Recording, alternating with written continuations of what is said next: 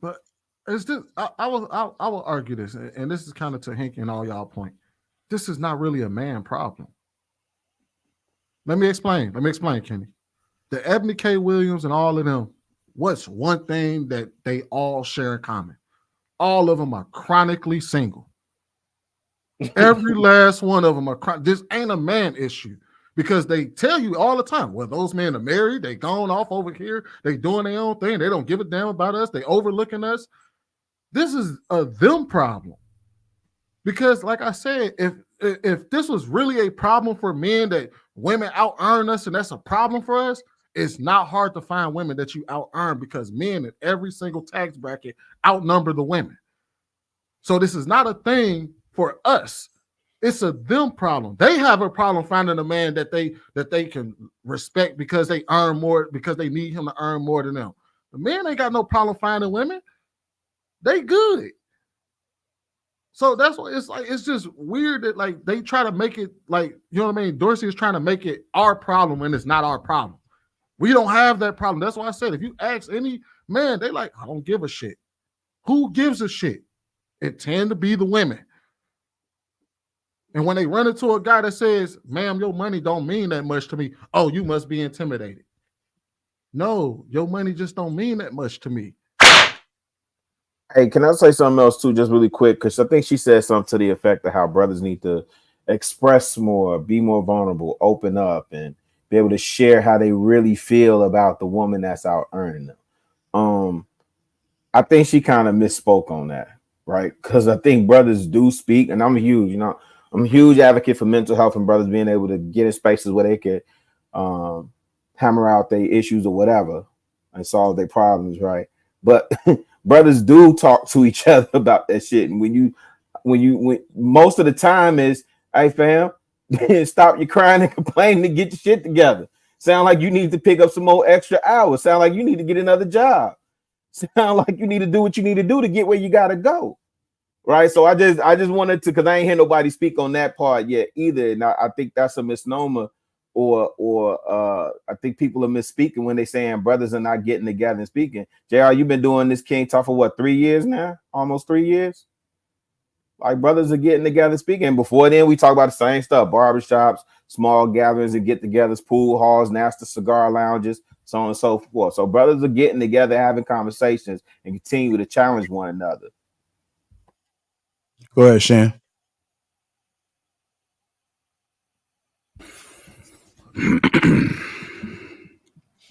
Power dynamics.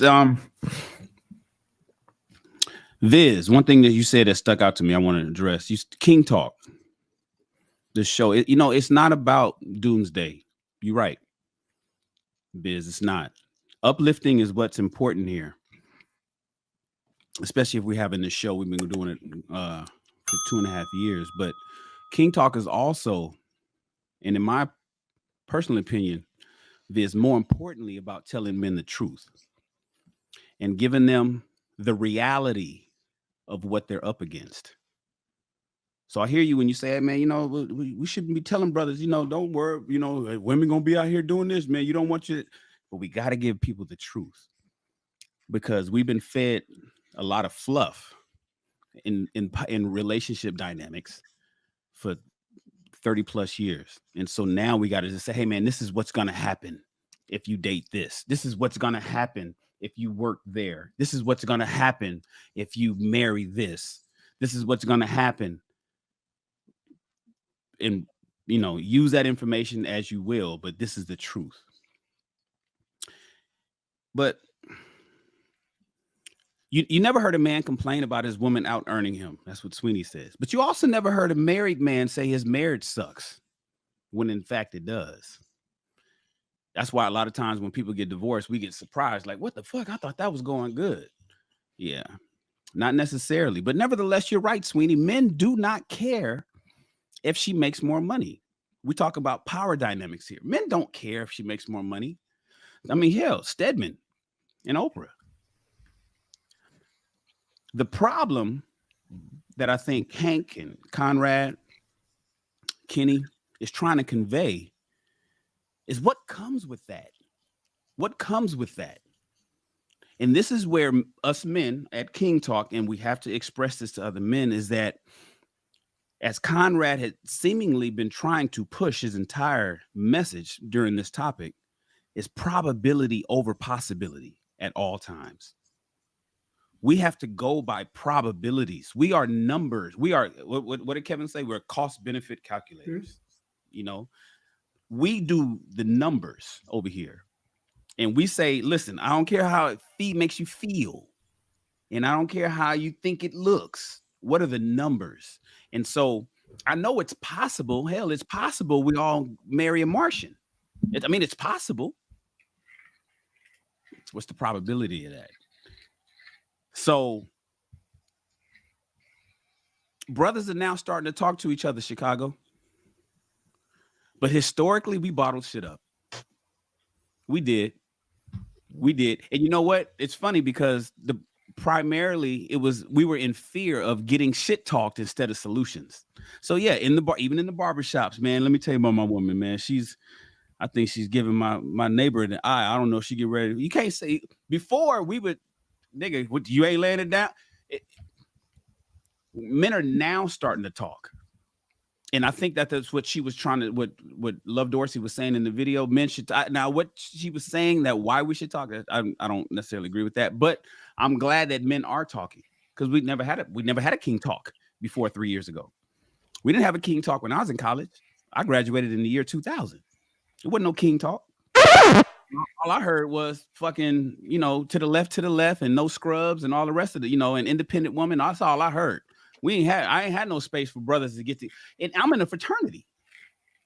Even in the fraternity, you had to be careful as to who you spoke to. And you had maybe one or two solid dudes that you could talk to, but you didn't have a community of men where you can say something and worry about not getting ridiculed. And I think that's just what we're building now. Power dynamics, and I'll wrap it at this, is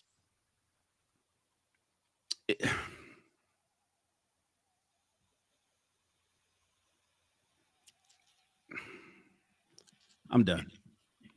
I'll wrap it at that.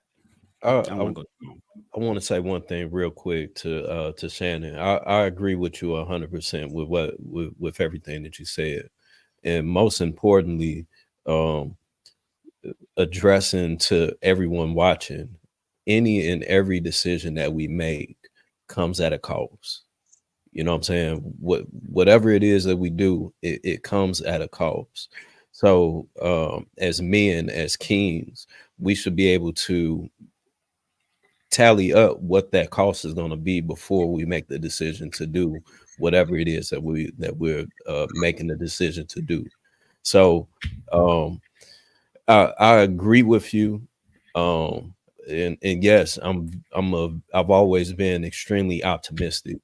I've always been one to push the boundaries because I never had the desire to be the norm, or common. So if I feel like if we push that more, as well as letting men know that yes, these are the possibilities that come with it. But when you play any game, you open yourself up to whatever comes with that game. You know what I'm saying? It's just part of it. It's part of it comes with the territory. So I more so like to I do acknowledge the possibilities, but the probabilities of it, in my opinion, is worth the risk. No risk, no reward. All right. Go ahead, Kenny. Not sure if you want to say anything. I think we're in line. I think that the conversation piece is, yeah, we should be aspirational. Conrad made very good points regarding this situation. Nothing's a non-negotiable. Depends who you find and who's for you. But the percentages say how things are out here, that you're not going to find a woman that wishes to date down on the regular. You found you a unicorn. Marcus found him a unicorn. hats off to you. It's very difficult out here with women leading and having requirements for what men naturally used to have before, because we're non-traditional and the dynamic has changed. We don't have traditional women. We have women heavy in the workforce that want you to meet them here, equally yoked. These are women that didn't have a pot to piss in or a window to throw it out before. They just found somebody that was good to them, gave them a life, and made life work. There's different dynamics. Not to knock down what you said, but it's a whole different playing field out here. I digress. I take us on with this one, Mark. Damn, what was I about to say? Oh, so men did talk to me when I was growing up about marriage. They told me it was the worst thing ever, and that these women is going to nag you and hassle you, and they called them ball and chain. What else did they say? They said, you know how she is. I'm not about to do that. Like, they tease me like, oh, I gotta check with the ward and I gotta talk to the boss and all this other stuff. And because of that, they made me say like, oh, I'm never getting married. Not, I'm just gonna have hoes my whole life. I'm just gonna be out here living my Sleepy. I don't know if you ever seen that Can't Wait video when Sleepy Brown woke up. He had like 5 women putting his clothes on, and one was ironing the clothes, 2 was in bed. I said, that's how I'm gonna live my life. I said, that's gonna be me.